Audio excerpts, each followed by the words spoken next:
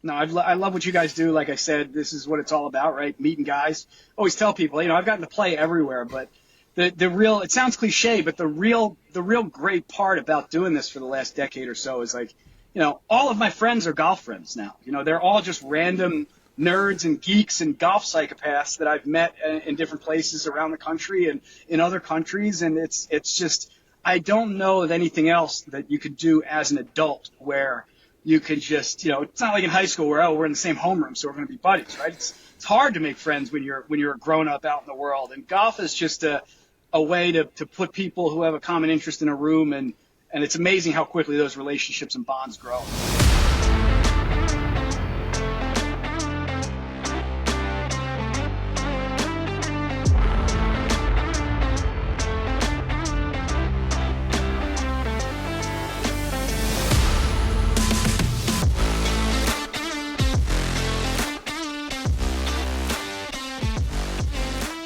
Ladies and gentlemen, welcome to another episode of the Whole Story Podcast. Robbie and Jonathan here. We are here with our friend John. We will give him a more formal introduction here in a second. As we start, I want to give thanks to a couple friends of the program, Holderness and Bourne being one of them. Jonathan is looking sharp in his Holderness and Bourne polo there with the hidden collar stays. Those things are awesome. So Holderness and Bourne, if you're not familiar with them, if you haven't gone to a golf course lately, you would probably not see them, but they are everywhere in golf courses. I was at Coyote the other day in Sumter, South Carolina. I had some awesome Holderness and Bourne stuff there. But the style, the fit, everything is great. They just came out with their fall line, and it's styled by, or kind of take some suggestion and influence from the styles and natural beauty of Scotland. So check out their fall 2024 line. It's awesome. They still have some of their summer stuff out, but check out hbgolf.com, and if you use Best Ball, you'll get free shipping. Another partner, a friend of the program, is Western Birch, and Jonathan's rocking the Western Birch hat. Man, you're a walking advertisement, Jonathan. We appreciate that. This hat right here, if you like golf logos, it actually really is one of my favorite golf logos. Like it pops. It does a really good job. Yeah, I bet Seth McWhorter might have had a little bit to do with that, but. Bit. Yeah, Western Birch, if you don't know, custom golf tees. John, I'm sure, has been all over the place and seen his fair share of Western Birch golf tees. They do custom colors, designs. You can put your logos on them. Check out westernbirch.com and get you some custom tees. But let's introduce our guest today. We have Jon Cavalier, better known maybe as LinksGems. If you are on the Instagram or linksgems.com, the website. Basically, if you've seen any really awesome pictures of golf courses, there's a good chance that John did it. I was scrolling through your Instagram, and these are just the recent ones. I see pictures, drone shots from the home of golf at St. Andrews, Sleepy Hollow, let's see, Casa de Campo down in that resort down there that I might not ever go to, dunes at Monterey. I mean, the list goes on and on. But Jon Cavalier, thank you for joining us on the Whole Story Podcast. It's my pleasure, guys. Big fan of the show, and I'm happy to be here to talk to you. Yeah, just to give you a heads up, since you've been to probably more courses than almost any human being, make sure we're going to ask you about your favorite one. So you might have to take some time to think about that. I'm loaded up, ready to go. So obviously you're interested in golf. Where did that start? Like, was that one of those like 3-year-olds chipping putts into a washing machine, or? Sadly, no. I think I'd be a lot better if that was the case. But golf didn't bite me until after college. So I was always a baseball player growing up, and played some basketball, played some football in high school, things like that, like the usual sports. And then, got to college and realized that my talent in those areas had kind of capped out while everybody else's kept growing and advancing. I think the first time I saw a 90-mile-an-hour slider, I realized baseball was pretty much done for me. But I've always been involved in sports, and I'm competitive, and I like to be outside, and so I needed another outlet. Tried beer league softball for a little while. Didn't really do it for me. And then one day I got invited to play in this tournament that I was working for a small company at the time, sort of on the side as I was between college and law school, and went out with a couple of guys to a place here outside of Philadelphia called Hartfeld National, which, I didn't know one golf course from another. It's the first time I think I'd ever been on a real regulation-sized golf course. Went and played, shot 126, and absolutely fell in love with the game. And from that point forward, it was I mean, they say that there are certain drugs out there that one hit is all it takes to get you addicted. That was golf for me. I mean, it was instant, it was immediate, and it was sort of like a where have you been all my life kind of thing. And I was off and running at that point. Had you already picked up a camera, or when did that come into play? Yeah, so, I've always been into, like, gadgets, I like toys, I like tech toys, things like that. I've always been interested in that stuff, going way back to, my earliest laptops and Palm Pilots and other gizmos. So I always kind of played with cameras, but never really, never was really serious about it. I mean, other than a couple snaps here and there. When the first iPhone came out, it was really the first cell phone camera, at least that I was aware of, that had a decent enough camera that you could actually take pictures bigger than those little tiny thumbnails that you used to get out of digitals. And so that always having a camera with you is something that will lend to photography. And so I was just kind of dabbling in it here and there. And then I had actually purchased a pocket camera. This was probably back in, at this point, maybe 2012 or 2011, sometime in that range. And I happened to have it in the car with me on this day that I went to play Somerset Hills in New Jersey. And we had an early tee time, and it just happened to be one of those days where it was like the peak of fall. A storm had blown through in the morning, so this big rainbow in the sky and all these colorful leaves. So I grabbed the camera and took it with me while I went out on the golf course and figured I'd snap some shots while I was out there. And, I found, strangely, that I enjoyed capturing the photos and shooting photos I was out there. I don't want to say as much as I enjoyed playing golf, but certainly it added to the experience. So from that point, I was like, all right, well, whenever I go play a nice course, I'm going to drag a camera along with me and see what I can get. And just like anything else, it's certainly never expected it to grow to the point that it's at now. I mean, in the early days, I was grabbing them for myself or maybe to send to some friends and things like that. And that kept up for a couple of years. I don't think I started an Instagram or a Twitter account until 2015. So it's at least a couple of years before I really started sharing them, at least widely. Yeah, well, mulligans are a little bit different on a camera than they are on a regular golf course, right? No doubt. Well, that's the beauty of digital, right? I mean, you just blast away and you're bound to capture something decent. Have you ever toyed around with the old school stuff, or like you put yourself in a dark room and make out your own photos? So I have, and while I do sort of enjoy the art to that, it's funny. Like, I don't even like really taking a lot of time to edit my photos in software after I take them. I like taking the pictures. I'm not one of these guys who, loves to spend time tweaking and perfecting, and I like to try to get it as close to right in the camera as I can, just because I take a lot of pictures and editing takes a lot of time. So if I really had to spend major time editing after every time I went out on the golf course, it would just consume all of my free time. And I'd rather spend that, finding new pictures to take or talking to other golf lunatics online. So then what's your strategy? That's kind of one of our next questions. What's your strategy when you're going out there if you're trying to capture, I don't want to say the perfect photo. I don't know if that exists. A lot of yours right. might say would be perfect. But what are you trying to look for when you go out there with that camera so that you don't have to go back and do some editing on the back end? Sure. So the biggest thing is I'm a big believer in that to take good golf photos of a course, you need to have at least played the golf course or be playing the golf course. Otherwise, it's really hard without having experienced it firsthand to know like what the real signature features of the golf course are, what the important aspects of it are. Is it the greens? Is it the humps in the fairways? Is it the way the dog legs are angled into greens such that a different side of the fairway matters? You kind of need to know all that stuff if you're really going to capture the golf course beyond just taking pretty landscape photos, right? Beyond that, it depends a lot on the day. Golf photography is interesting in that it's outdoors, right? So unlike in a studio where you have total control over the lighting and the equipment and the setup and everything like that, you're at least a little bit at the mercy of the elements when you're out there on a golf course. And, a lot of times, unless I'm under contract with a club where I'm going to spend a week there to really capture their course, if I'm just there for the day, a lot of times you just make and do with whatever the conditions are.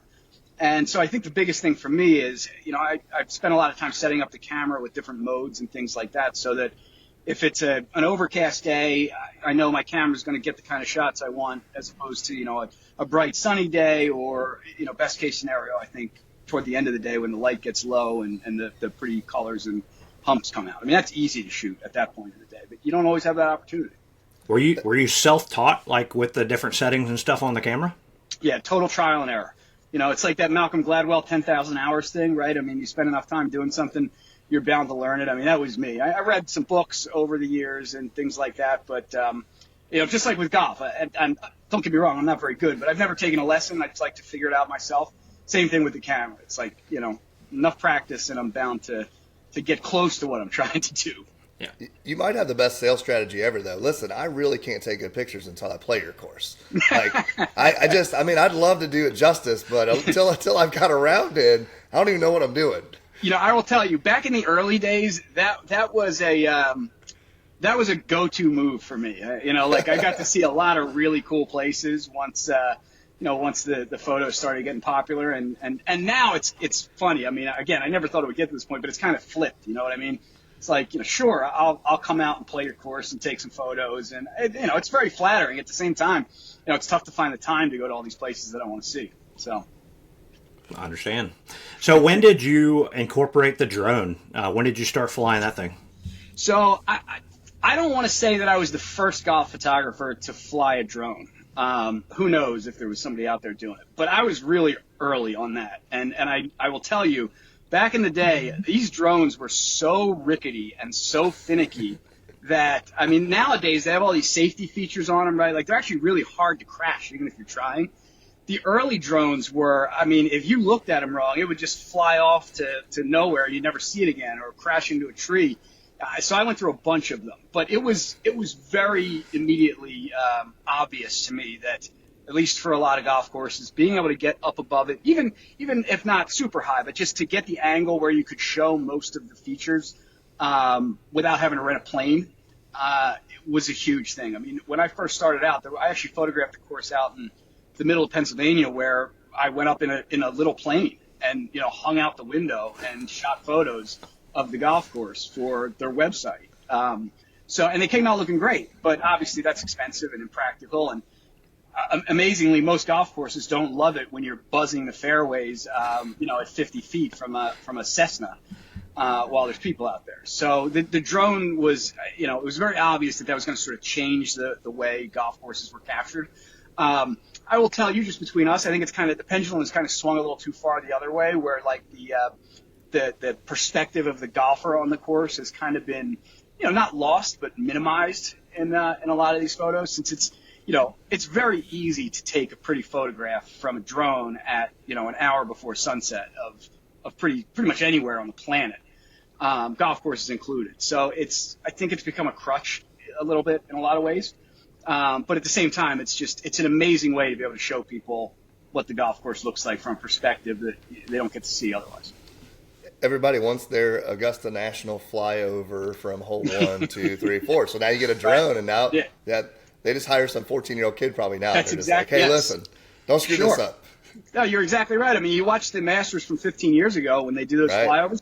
You can see the helicopter shadow on the side of the fairway as it's flying down the middle. Now you're right. It's some guy out there with the goggles on and a controller, and he's getting it done in 10 minutes as opposed to a full day. What's the fun of that? Not hanging out at Augusta all day. Yeah, I agree with you. I tell you, like, you see those, the intros and the outros during the Masters where it's like the drone sweeping through the trees at sunlight. Every year I always think, like, man, that must be unbelievable to get to do that. Yeah. So you started doing Instagram stuff. We talked to Channing Benjamin before, and he'd mentioned that he kind of fell into Instagram on accident. He was using it as a place to store his photos, but you kind of took off and have grown an Instagram following. You're posting incredible stuff, and you combine a lot of your flyovers with music, things like that. Just maybe talk about your strategy or what you're trying to share to the audience with your work. Sure. So first off, I don't know that I fell into Instagram, but when I first started taking photos, I didn't even know what Instagram was. I was not really into social media.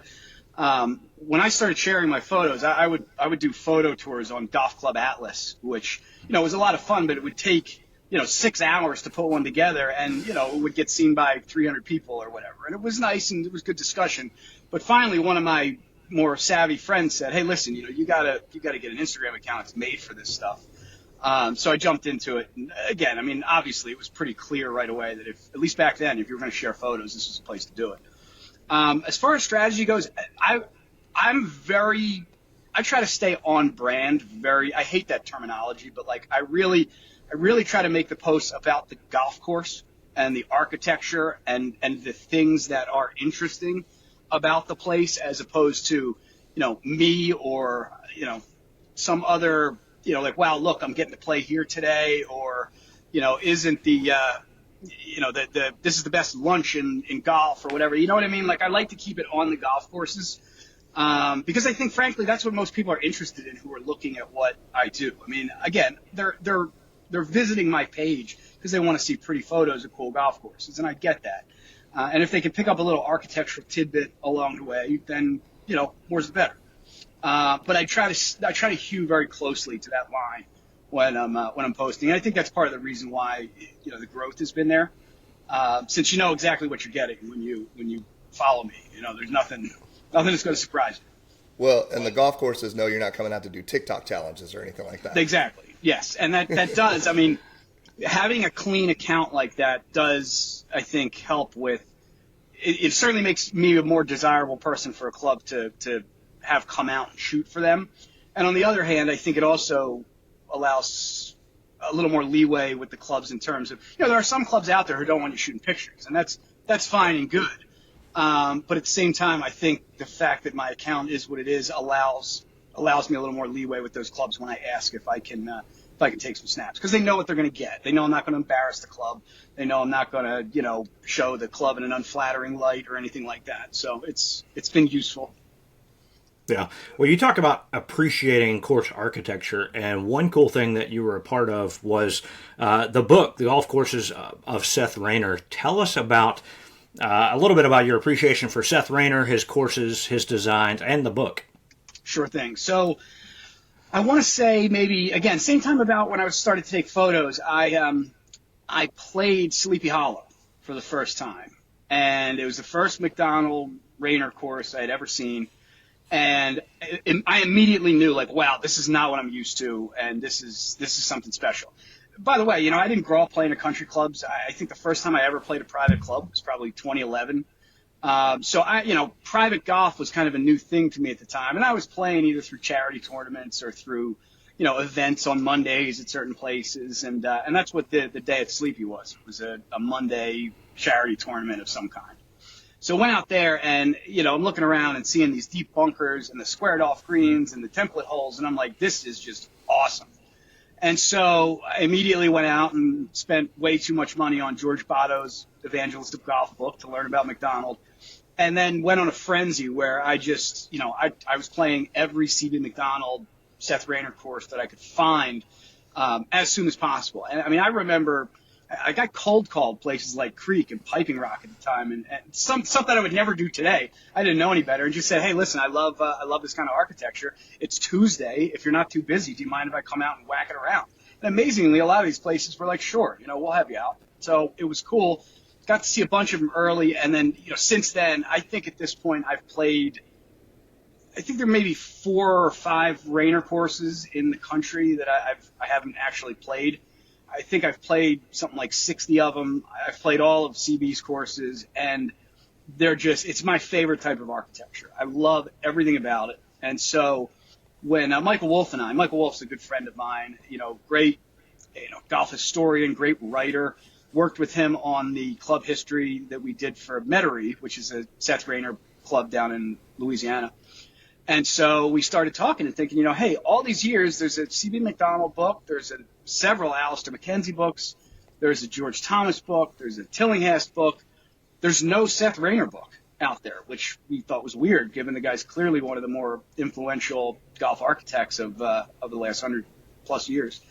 So we started exploring whether we thought it would be feasible to put a book out focusing purely on Raynor. And it became pretty obvious right away that, if anything, we were going to have to cut the material down, since there was so much that we could talk about.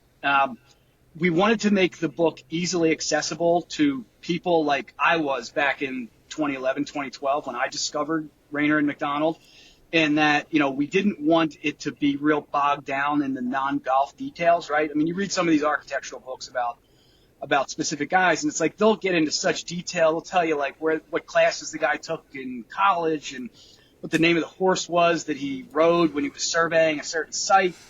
We didn't want any of that. We wanted, this is who this guy is. This is why he does what he does. And here are his golf courses shown with good photography and very short, clear, punchy writing. And Michael is great at that.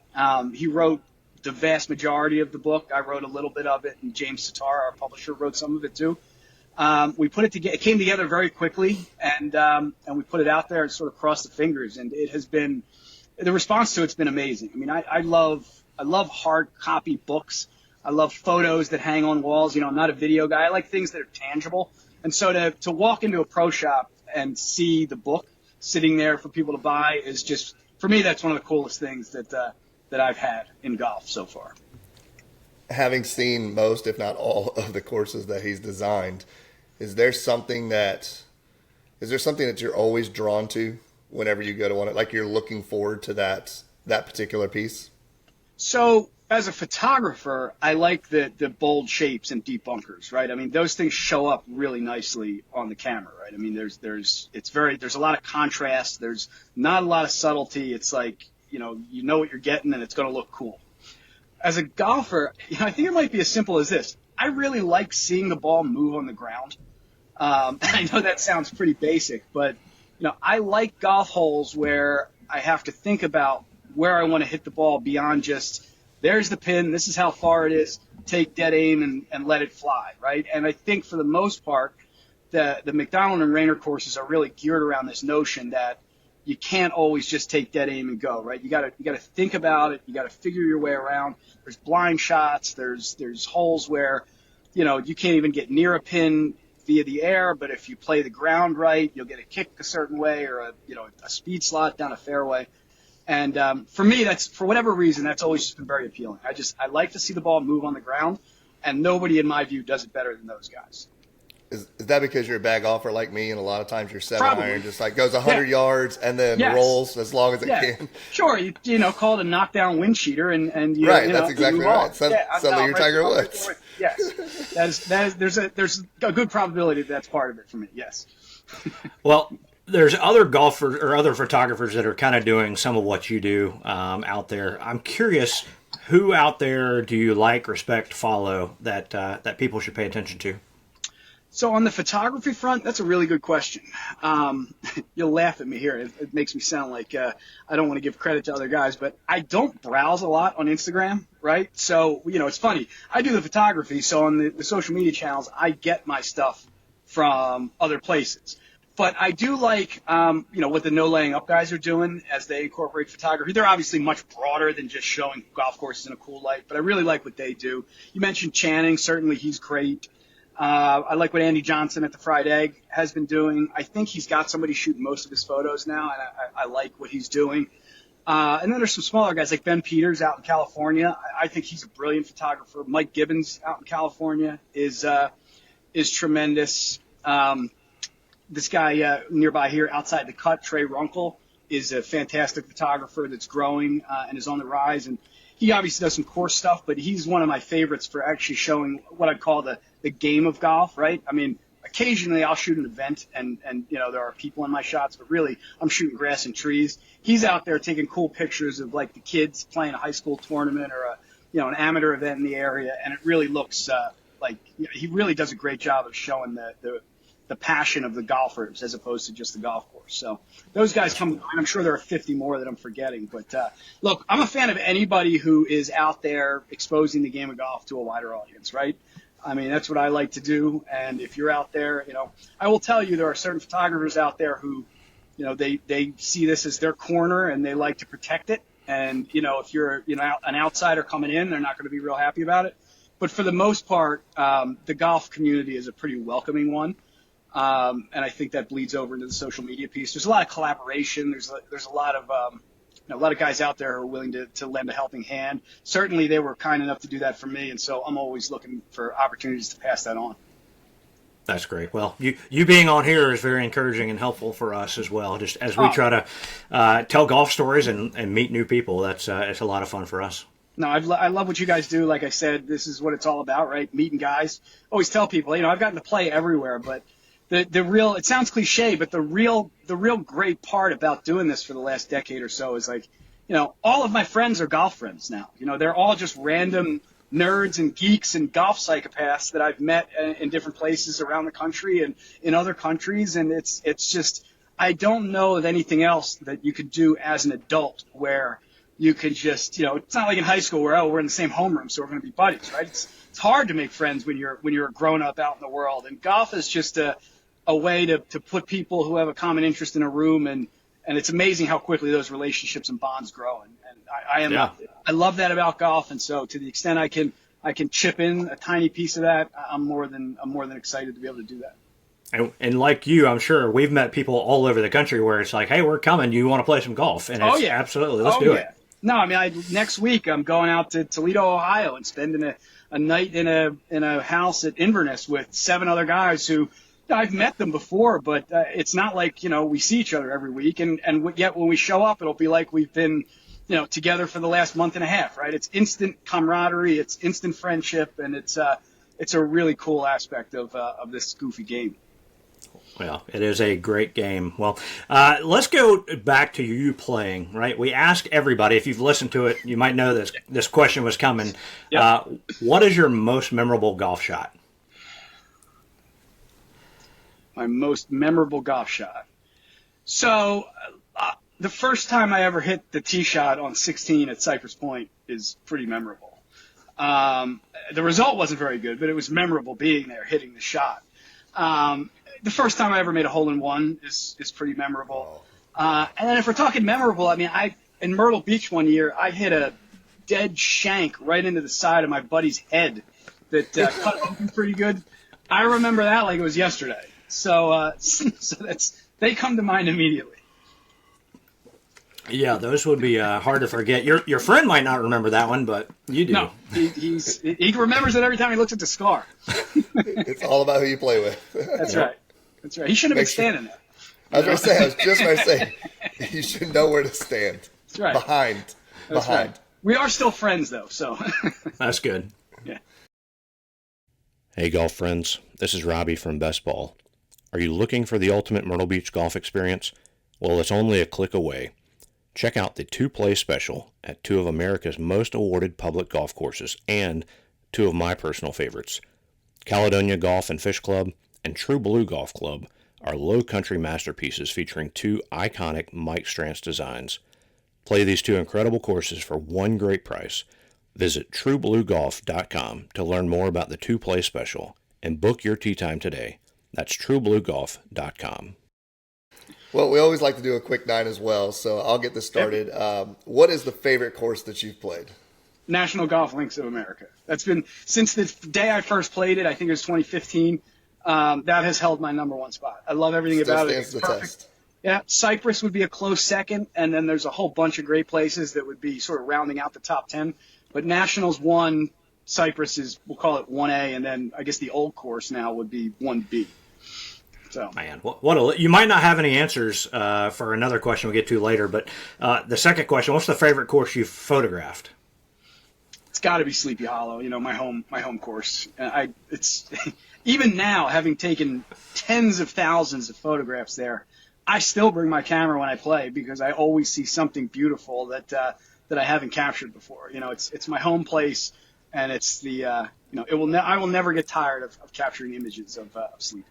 Did you see the Golfers Journal just had an event there? Yes. Did you see the video? The guy on the par 3, the bell rings. Oh, that was classic. Yeah, I'm so happy they got such a beautiful day. I was actually up there Saturday and Sunday, and then again on Tuesday.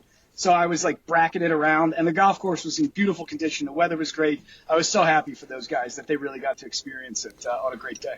Yeah. It might be the great reason why we like golf, because even though you can play the same course over and over and over again, it's different every time. Because you hit a good shot, hit a bad shot, hit a great shot, hit the terrible shot. Same thing with photography, right? Sometimes you just get out there and it's like, I've never been on this part of the course. I didn't realize there were trees over here. And which, by the way, is an advantage for me as a mediocre golfer. I'm hitting my balls into spots that a lot of people don't. So I get the interesting angles and the never before seen looks. That's a key part of the whole thing. That's awesome. All right, this is the one that I don't know if you've got it. What course is at the top of your bucket list to play, and then 1A would be to take pictures to? So my mission statement in life now is to hit the UK as often as I can. So, I had to be the last golfer on earth who has played the top 100 in the U.S., played golf in Argentina, in Australia, in France, in the Netherlands, in the Caribbean, and never hit a golf shot in Scotland until May, when I finally got over there and played some of the courses. And I mean, look, it's no surprise. It's like everybody says. It's immediate love for an incredible place to play golf. So there's about 100 more places that I'd like to see in Scotland, like tomorrow. I need to play golf in Ireland. There's a bunch of places there that I really want to see. To answer your question, though, it's number one for wanting to play and number one for wanting to photograph is Royal County Down in Ireland. Nice. I'm dying to see that place. And having played the old course in Dornoch now, that's at the very top of the worldwide once list. Just give them a call. Tell them you got to take pictures in order to. You got to play the course before you can. I got to find pictures. the time to get on a plane and go over there. That's the bigger thing. You know what I mean? But I'm trying to squeeze one in by the end of the year. So fingers crossed. Very nice. We kind of asked this earlier. Favorite features of a golf course? So I would give you the same answer. I like features where the ball lands and moves on the ground. It seems simple, but architecturally, that's number one. Beyond that, as a photographer and even as a golfer, I like golf courses with cool backdrops. Whether it's the facade of a mountain or the lookout over a bay or the ocean or even middle of the country looking out over endless sand dunes. I think that the setting of a golf course really adds something to it. We evaluate these courses and everybody wants to kind of isolate the architecture from the setting. But in practical terms, you can't do that, right? It's all part of the experience. And so I like golf courses that are in neat places. Like, it's one of the reasons I love Fishers so much, right? I mean, who would ever build a golf course there? Yeah. Right. All those you're listing are on our bucket list, so yeah. There you go. Who would be in your dream foursome? All right, that's a tough one. Are we talking alive or dead? Either one. I'd love to play golf with Tiger. He came along right in the middle of my, the boom. I'd love to have Bobby Jones. As a lawyer by day, amateur golfer by hobby. I kind of follow the Bobby Jones model in terms of my day job versus the golf stuff. So definitely him. And then, is it cheating if I say I want to bring Gracie along as part of the foursome? Come on. Yeah, there you go. All right. What's the strangest thing you've captured on photo at a golf course? Oh, that's a good question. Strangest thing I've captured. I'm going through the Rolodex here. It's got to be an animal. And what it is, so when I was playing at Trial Club in Jamaica, I captured a 500-pound sea turtle crawling across the third green, or maybe the fourth green there. And, this thing was so heavy, it was like he was digging a trench across the green as he made his way back to the water. I've never seen anything like that on a golf course before. Wow. You don't get those at Sleepy Hollow, huh? No, you do not. Although we have a big snapper that lives in the pond. But, we're talking about this versus, the size of a small car. Wow. Down there in Jamaica. So I should have gone and played in Jamaica. I was going to, and I skipped out that day. It's the only place I played down there, but it was very much worth it. Yeah.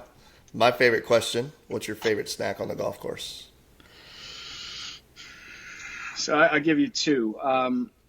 I don't know if this qualifies as a snack, but I was just talking to somebody about this the other day, so it's fresh on my mind. The burger dog at Olympic Club is really as good as everybody says.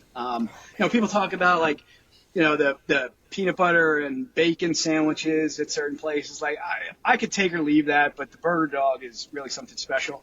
And then, shout out to Joanne at the Halfway House at Sleepy Hollow. She makes me this amazing breakfast sandwich every time I go by. It's great, right? Order it after the fourth hole, pick it up coming off 7. And it just makes my entire day. So I'll give you that one. That's really cool. All right. You being around and seeing a lot of courses, what's your favorite golf course logo? Well, I don't want to be too much of a homer here, but Sleepy Hollow would certainly be up there. It does have a great one, yeah. If I can't pick that, if I can't pick that, I'd pick Marion. Marion, I don't belong to Marion, but I live in the neighborhood that Marion is in, so I see the logo all the time, and it's one of my favorites for sure. All right, final question. What's next for LinksGems? Hopefully it's a trip to Ireland in about 6 weeks. That's what I'd like to say is next. Short term, I have this event with my buddies out at Inverness next week. Actually, it's not next week; it's the week after next. And then we're doing a project with Lookout Mountain down in Chattanooga that was just renovated by Tyler Ray. So we're going down there mid-September to shoot the golf course for, I don't know if the club's announced the project, so I'll keep it a little quiet, but for the project that is going to come out of that, which I'm really looking forward to. I've been to Lookout Mountain before, but not since Tyler did his work, and from what I've seen, it looks incredible. So I am very excited to get down there. Yeah, pictures I've seen look really good, and that's a great part of the country at this time. Well, this time of year, especially in a few weeks, it'll be really nice. Yeah, I love Chattanooga. I love that area, and so it'll be cool to get down there again and see it. But you're right. I mean, in the photos that have come out, the place looks really special. Yeah, which is cool because Tyler does great work. He's up and coming. I'm a big fan of his. Super nice guy. It's nice to see him finally getting some national success as opposed to just guys in certain areas knowing that he was what he was all about. So it's good. Yeah. It's good for him. Yeah, well, tell him we need to have him on our podcast, and he can tell some stories. So I will. That'd be fun. He's an excellent storyteller. Tell him that we have to play the golf first before we really understand. How can you really talk about it? How can we describe it? Unless we play around the golf together, we don't even know what we're talking about. Common sense, right? I mean. Very nice. Well, John, we've taken up a lot of your time, but you've been very generous with us. Guy, it's been awesome. Obviously, everyone needs to go to LinksGems on Instagram, linksgems.com, and then also visit the Back Nine Press to get the golf courses of Seth Raynor, or look in your favorite Seth Raynor designed clubhouse. It's probably there. But John, thanks for joining us today. Hey guys, it's my pleasure. Like I said, love what you do. Really appreciate you having me on, and hopefully our paths cross on a golf course sometime in the not too distant future. That sounds good. Well, we are always ready to come up to Sleepy Hollow. So you're welcome anytime. Tell me when you have some time. I'll have you guys out in a heartbeat. Nothing I like more than having first timers at Sleepy Hollow. You'd have eyes wide open with a couple of guys here. Love it. Let's do it. And we'll help you find places on the course you've never seen before. 100%. I'll take all suggestions. Very nice. Well, for John and Jonathan, this is Robbie. You guys have been listening to another episode of the Whole Story Podcast.